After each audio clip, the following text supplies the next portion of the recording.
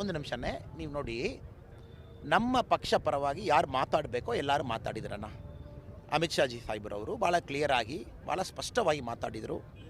ಇಲ್ಲಿ ಪಕ್ಷ ಕಾಂಗ್ರೆಸ್ ಅವರು ಅಧಿಕಾರದಲ್ಲಿ ಇದ್ದಾರೆ, SIT ಅವರು ಮಾಡಿದ್ದಾರೆ. ಎಲ್ಲ ಆಫೀಸರ್ಸ್ ಕೂಡ ಕಾಂಗ್ರೆಸ್ ಸರ್ಕಾರಕ್ಕೆ ರಿಪೋರ್ಟ್ ಮಾಡ್ತಾ ಇದ್ದಾರೆ. ಯಾರು ಕಾಂಗ್ರೆಸ್ ಸರ್ಕಾರಕ್ಕೆ ಅಡ್ಡಪಡಿಸಿದಾರಾ? ಯಾರು ಕಾಂಗ್ರೆಸ್ ಸರ್ಕಾರ ಕೆಲಸ ಮಾಡಬೇಡ ಅಂತ ಹೇಳಿದಾರಾ? ಯಾರು ಕಾಂಗ್ರೆಸ್ ಸರ್ಕಾರಕ್ಕೆ ಇಂಟರ್ಪೋಲ್ಗೂ ರೆಡ್ ಕಾರ್ನರ್ ನೋಟಿಸ್ ಮಾಡಬೇಡ ಅಂತ ಯಾರು ಹೇಳಿದಾರಾ?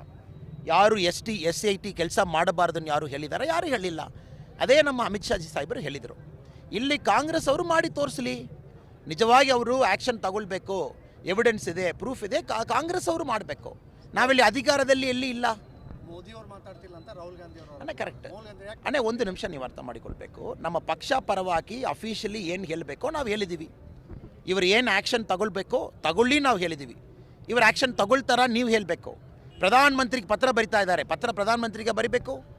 ಇಂಟರ್ಪೋಲ್ ಎಲ್ಲಿ ಇದೆ? CBI ಡೈರೆಕ್ಟ್ರಿಗೆ ಬರಿಬೇಕು. ಇಲ್ಲಿರುವ ನಾನು ಕರ್ನಾಟಕದಲ್ಲಿ ಇದೇ ಸ್ಟೇಟ್ನಲ್ಲಿ ಪೊಲೀಸ್ ಆಫೀಸರಾಗಿ ಕೆಲಸ ಮಾಡಿದ್ದೀವಿ. ನಾವು ಮೊರೊಕೋದಲ್ಲಿ ಹೋಗಿ ಒಂದು ಅಕ್ಯೂಸ್ ಕರ್ಕೊಂಡು ಬಂದಿದ್ದೀವಿ, ಬನ್ನಂಜೆ ರಾಜ ಕರ್ಕೊಂಡು ಬಂದಿದ್ದೀವಿ. ಯಾವ ಥರ ಬಗ್ಗೆ ಬಂದಿದ್ದೀವಿ? ಇಲ್ಲಿ ಕೂತ್ಕೊಂಡು ಪ್ರಧಾನಮಂತ್ರಿಗೆ ಲೆಟರ್ ಬರೆದಿದ್ದೀವಿಯಾ? ಇಲ್ಲಿ ನಮ್ಮ CID ಡಿಪಾರ್ಟ್ಮೆಂಟ್ ಏನಿದೆ, ಇಲ್ಲಿ ಇಂಟರ್ಪೋಲ್ ನೋಡಲ್ ಡಿಪಾರ್ಟ್ಮೆಂಟು, ಇವರು CBIಗೆ ಬರಿಬೇಕು ಡೈರೆಕ್ಟ್ರಿಗೂ. ಆಮೇಲೆ ರೆಡ್ ಕಾರ್ನರ್ ನೋಟಿಸ್ ಜಾರಿ ಮಾಡಬೇಕು. ರೆಡ್ ಕಾರ್ನರ್ ನೋಟಿಸ್ ಜಾರಿ ಮಾಡಿದ ಮೇಲೆ ಯಾವ ಏರ್ಪೋರ್ಟ್ನಲ್ಲಿ ಕೂಡ ನಮಗೆ ಯಾವ ವ್ಯಕ್ತಿ ಬೇಕಾಗ್ತಾರೋ ಆ ವ್ಯಕ್ತಿ ಎನಿ ಏರ್ಪೋರ್ಟ್ನಲ್ಲಿ ಫ್ಲೈಟ್ ಹತ್ತಲಿಕ್ಕೆ ಹೋಗುವಾಗ ಲಾಕ್ ಮಾಡ್ತಾರೆ. ಆಮೇಲೆ ಇಂಟಿಮೇಷನ್ ನಮಗೆ ಮಾಡ್ತಾರೆ, ನಾವು ಹೋಗಿ ಕರ್ಕೊಂಡು ಬರಬೇಕು. ಇದು ಸಿಸ್ಟಮ್. ಇಲ್ಲಿ ಫಸ್ಟ್ ಟೈಮ್ ನೋಡ್ತಾ ಇದ್ದೀನಿ ಇಂಡಿಯಾದಲ್ಲಿ ಕೂತ್ಕೊಂಡು ಪ್ರಧಾನಮಂತ್ರಿಗೆ ಲೆಟರ್ ಬರಿತಾ ಇದ್ದಾರೆ ಮುಖ್ಯಮಂತ್ರಿ ಅವರು. ಸೊ ಮುಖ್ಯಮಂತ್ರಿ ಅವರು ಬರೀ ರಾಜಕೀಯ. ಮುಖ್ಯಮಂತ್ರಿ ಅವರು DGP ಕರೆದು ಹೇಳ್ಬೇಕು, ಏನಪ್ಪ ಪ್ರೊಸೀಜರು, ಏನಪ್ಪ ಪ್ರೊಸೀಜರು, ರೆಡ್ ಕಾರ್ನರ್ ನೋಟಿಸ್ ಯಾವ ಥರ ಜಾರಿ ಮಾಡಬೇಕು. CID ಅವರು ಇಲ್ಲಿ ಇಂಟರ್ಪೋಲ್ ನೋಡಲ್ ಆಫೀಸರ್. ಇದೇ ಕರ್ನಾಟಕದಲ್ಲಿ ಇದಕ್ಕೆ ಮುಂಚೆ 2015ನಲ್ಲಿ ಫಸ್ಟ್ ಬಾರಿ ಒಂದು ಸ್ಟೇಟ್ ಗೌರ್ಮೆಂಟು ಇಂಟರ್ಪೋಲ್ ಮೂಲಕ ಒಂದು ಅಕ್ಯೂಸ್ ಎತ್ಕೊಂಡು ಬಂದಿದ್ದಾರೆ. ಕರ್ನಾಟಕವೇ ಫಸ್ಟು, ಇಂಡಿಯಾದಲ್ಲಿ ಯಾರೂ ಒಂದು ಸ್ಟೇಟ್ ಪೊಲೀಸ್ ಎತ್ಕೊಂಡು ಬಂದಿಲ್ಲ.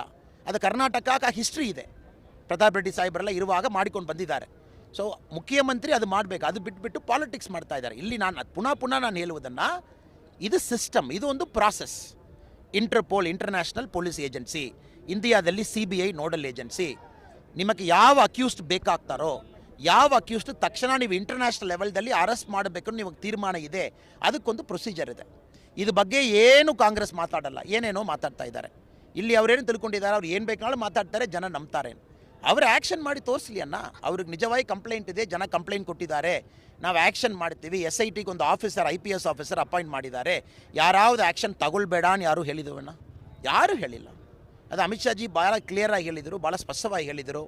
ನಮ್ಮ ಹೆಣ್ಮಕ್ಳಿಗೂ ಎಲ್ಲ ಒಂದು ಇಂಡಿಯಾದಲ್ಲಿ ಕಳೆದ 10 ವರ್ಷದಲ್ಲಿ ಒಂದು ಅಂಗೀಕಾರ ಇರ್ಬೋದು, ರೆಸ್ಪೆಕ್ಟ್ ಇರ್ಬೋದು, ಸೆಕ್ಯೂರಿಟಿ ಇರ್ಬೋದು, ಸುರಕ್ಷೆ ಇರ್ಬೋದು, ತಾವು ನೋಡಿ ಅದು BJP ಗೌರ್ಮೆಂಟ್ ಮಾತ್ರ, ಪಕ್ಷ ಮಾತ್ರ.